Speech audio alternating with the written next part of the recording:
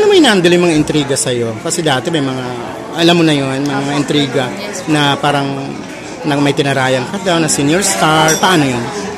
Paano mo inandali? Paano po ba? Siguro po, sa akin po kasi, totoong tao po. At kahit saan naman po ako magpunta, sure naman po yun, di ba kahit saan po tayo, may masasabi po yung ibang tao. Pero sa akin na lang po kasi is, ako po talaga as much as possible, pinapakita ko yung totoong ako.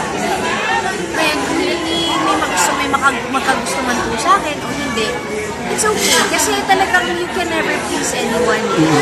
And lahat naman po tayo iba-iba.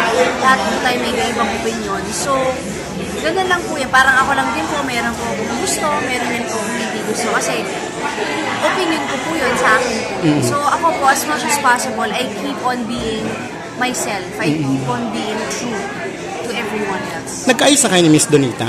Oo naman po, yes. Pero ano yun? Anong totoo doon? Ayoko na Na-misunderstood ka ba?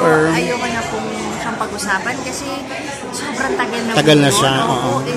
Iwasan na po natin. Anong natutunan mong leksyon doon? Doon,